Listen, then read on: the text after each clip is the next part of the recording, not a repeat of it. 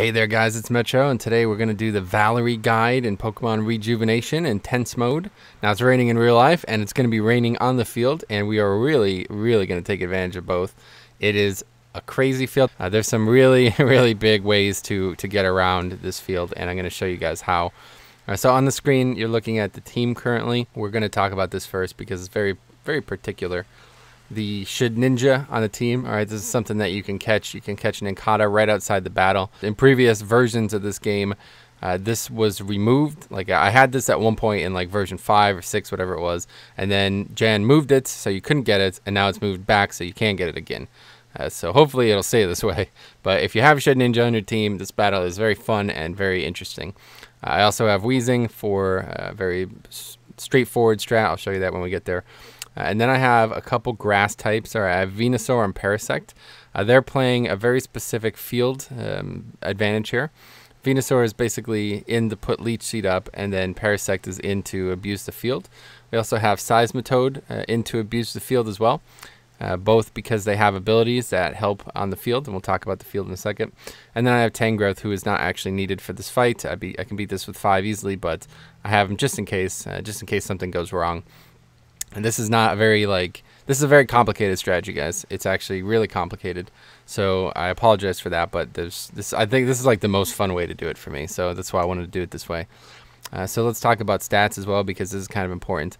I needed to HP train for basically, I would say, all my Pokemon. Shedinja is obviously not needed, and Tangrowth isn't even part of the field, but the other Pokemon could definitely all use the health. This field and the Pokemon she has in general are really high damage dealers, so I don't think anybody would survive easily without HP training, which you can do very easily on the boat. It's got the Adinos, all right, which are very good, easy to kill, and very high HP EVs, so I would recommend doing that for any if you're struggling with this, of course. I also do some special EV training for Parasect and probably some other Pokemon. I can't remember, but you can do that on the Beautiflies out in the area, like right on the coast. I think there's Beautiflies. And then if you need some physical attack EVs, there's Babarrels and I think Ekans as well, right inside the area, right where you fight Valarie. So plenty of opportunity for EV training. Just at this point now, we're getting to the point where it's kind of mandatory. Like it's going to start becoming a part of every fight. So from here on out, kind of need to expect that. All right, so let's take a look at the field now. So there's really not a lot going on here, but all you need to actually know about this is seen right in the middle there. Grounded Pokemon with dry skin and water absorb gradually restore HP. So that is going to be used to great efficacy for the Parasect and Seismitoad. Seismitoad is really kind of just like, I want to show off a bit, you know, but Parasect is really the true winner here. Honestly, if you just brought 3 Parasects, you could probably beat all 6 of her Pokemon with just them. This strategy is really infallible, especially when they're trained properly and have the right moveset. So, yeah, let's get right into it. We'll talk about the actual strategy as it develops now. So she's going to start off with Politoed. I find this to be one of the most annoying Pokemon that she has. It's certainly not the most difficult, but it's definitely a good case for what I'm going to do here. And of course, anytime you guys see Weezing coming out, it's very likely that he is going to be using Destiny Bond, or at least Explosion. But yeah, so you're just going to survive his first move and Destiny Bond. It's as easy as that. It's very straightforward. I love the strategy, and I'm probably going to be using this in almost every gym from here on out.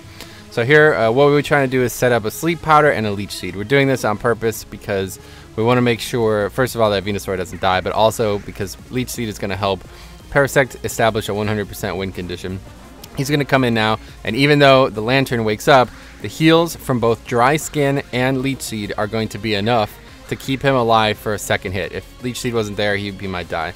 So now we survived that easily, and we put our heal up Spore. And now it's time. Now you could have Leech Seed on Parasect, right? But I chose to do something a little different. Since he's not very offensive, I've chosen to use Giga Drain and Growth in tandem with each other. I find it really strong here, especially since you can kind of sleep lock them, you know, keep them asleep for pretty much ever. And Growth is obviously 2 Growths is obviously all we need to take out the Lantern. It raises our special enough for us to easily one-shot the Lantern. And then, of course, heal up all our health, too, with Giga Drain. This is the coolest part about this. Dry Skin makes it so easy because of the field effect, and, of course, Leech Seed does not hurt either.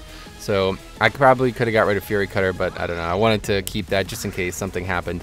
So that's that. Now we're at full HP on Parasect, and it's time to think about the next Pokemon coming in, which is Lapras, and I make a very stupid decision here. I should not even consider trying to survive that. Very, very dangerous move there. I thought we would, you know, just be able to sweep everything since we powered ourselves up a bit, but yeah, it's just not going to work that way. So this is the strategy I mean to use. I mean to throw in a Leech Seed there, let Venusaur die. Like, he's basically just here to Leech Seed and set up the condition for our 2 field effect abusing Pokemon, which is Seismitoad. He also has Water Absorb here, so he's going to absorb HP every time, every turn. And then we're just going to use Drain Punch, which he learns at some level, non-relevant level. Drain Punch is going to come in and just take a little bit of damage off every time. But on top of that, and Leech Seed, the Lapras will basically kill itself. You know, it won't be able to kill us at all, and we'll just keep chipping away at it until it eventually dies. You want to try to avoid the... It can freeze you here. No, that's another thing we need to talk about, guys. Any of these Pokemon have Ice Beam, basically, or Blizzard, too, on the front half on Seismitoad, but... Or not, on Politoed, but... Yeah, if they freeze you, just reset. Like, it's just a complete cock block. I hate that. That could even happen, but... Yeah, it's part of the game, so might as well just reset at that point. So you also see the heal there that just happened. You know, you could try to metagame around this, but it doesn't matter as long as you have enough Drain Punches to keep going at it. And even if you don't, you can use a Water move on Seismitoad. He is really good for this because the Water moves are actually powered up, so they do a decent amount of damage. But now the Lapras will just die to the Leech Seed. Very cool, right? I like that a lot. Very cool little idea there. And of course, Seismitoad is basically unkillable. Now Rotom, we really need Parasect for. He's got a lot of strong moves that counter our team as it is, so this is kind of like the prime example here. Just Spore. He's going to do very little damage to Parasect because all he has is the Shadow Ball that's worth using. And then, of course, we're just going to heal it up and chip away. And this is the exact same strategy I used for this Pokemon a while back. But then you get to switch in here, which this is really not something I like. I really hate that all of a sudden, like, all of the Pokemon in this game just have a propensity to switch. I don't know what's actually causing that, but it's kind of frustrating. It's hard to set up the situation I'm trying to set up, obviously. But either way, Slowbro can be taken down with Parasect. Not ideal, but we're going to have it happen, and that's fine. So, and then this comes in, you know, this ruins my plan. Yeah, I wanted to kill him with that, so we're going to have to send in our auxiliary Pokemon. For this recording, I have it as Zebstrika. It doesn't really matter. As long as, you know, you switch in like this, he's going to be able to get the kill, or the other, you know, the Tangrowth will get the kill. And now it's time to show you guys how strong Shedinja is. Just for reference, Shedinja can take out every single one of her Pokemon other than, I think it would be probably, it's definitely not able to take out Rotom, I know that, but I wouldn't recommend it for Politoed. I don't know, maybe it can take out Politoed though.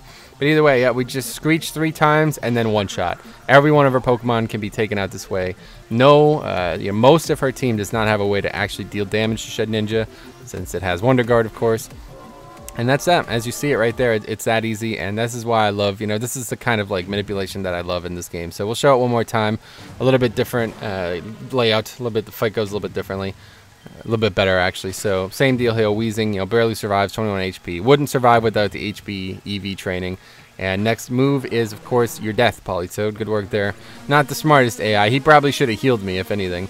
But yeah, so Venusaur comes in, same deal. Try to put a Sleep Powder down. If it misses, you could try to take another move, but I'd just reset it and then go to Leech Seed up. And once again, the Leech Seed is very, very important for Parasect, currently for me at least. If I did not use it this way, Parasect has the risk of dying in 2 turns if he wakes up like he did there. So as you see, I would only heal up to about half instead of all the way past 75. And he would do about 80 damage, so I would actually still die here, as you see. I survived with 9 health. So it wasn't for the Leech Seed, I would definitely be dead, even with dry skin.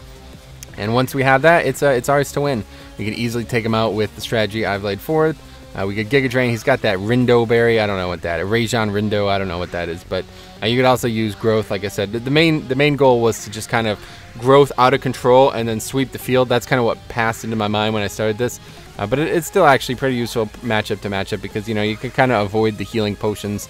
It's really a pain in the ass to just sit there and eat a Hyper Pot every 5 seconds like this gym trainer likes to do. So we'll just increase our stats a bit. It would have been nicer if we could have went right into Rotom so we can just quickly sweep it off the field, but it's not going to work that way, unfortunately. And you could try Paras like against Lapras, but, you know, Lapras has the Stab Ice move, which is, of course, very, very strong against Parasect. So, yeah, I don't find myself ever in a position where I can survive it easily. Even against Venusaur, Venusaur actually does still lose to Lapras, so just keep playing that same position. You know, keep up with the Drain Punch here. I like this a lot. I really like the strategy. Seismitoad's a really cool Pokemon. I'd like to use him a lot more, but I don't know. I already have a good ground Pokemon. It's got got an Earthquake, obviously, so Seismitoad does not have a good move right now, but maybe in the future he will. I like Seismitoad. He's one of my favorite water Pokemon, by the way. So that's kind of why I've integrated him into this strategy.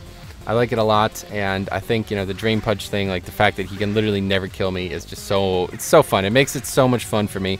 It's like why I do this, you know, because it's like I'm outsmarting the AI in such a severe way. So next up, of course, is the Rotom. Now, we want to try to do the same thing here, but of course he's kind of Volt Switch. What a joke. And that just kind of screws everything up. But we do happen to get a little lucky there. We put him to sleep, so I'm going to show you guys what I intended to do. Shedinja come in for Slowbro, of course, because it is got a stabbed, super effective move against it. And we just let him, the only move he has that can actually even affect him is all these different, like he's got Light Screen, Barrier, and Calm Mind. So yeah, he's just going to try to do that, and it's going to be, of course, useless because I'm just lowering his special or his actual regular defense with Screech twice each turn, and eventually it'll be 6 times lower. But he does have Reflect up, so I guess it's only 4 times lower. Regardless, it's still a kill. Easy, easy, easy kill. The thing that does suck, though, is now all of those status things are still up against the Rotom, so I kind of try to play that out. Like I'll try to let him expire, which just to make sure, you know, I don't want to lose here. There's no real reason to risk it. There's no real reason to rush it either. You could easily win this as long as you play on your terms. Don't let her get ahead of you. If you do, yeah, obviously she's gonna win because the field is absolutely nuts. This is probably like the most overpowered field in the game. It's kind of hard to manipulate, as you see here, but with a few clever alterations to the team, you can do it too. You just really need Dry Skin on a Parasect, really. That's like the main thing. Dry Skin on a Parasect and a Shedinja to take out Milotic is so crazy. So I just show you here a little bit how strong Milotic actually is. She is extremely fast and obviously does a lot of damage, and that's before any of her status moves or anything else like that can be applied to her. So I would definitely recommend, if you guys are having trouble with Valarie, just get a Shedinja. Shedinja can easily take out almost all of her Pokemon. You could even get 2, you know, if you're really struggling. But something that you need to know is Screech. Now, I don't know about how this works, but I was able to teach Screech to the Ninjask in my party. Okay, and then Screech went over to the Shedinja, even though, you know, both were separate Pokemon. I don't know is that a bug, guys? Is that a bug in like Pokemon Essentials or something like that? I don't really know. But either way, that's how I got Screech, and then obviously the rest of the moves can come naturally. So if you guys have any questions, let me know.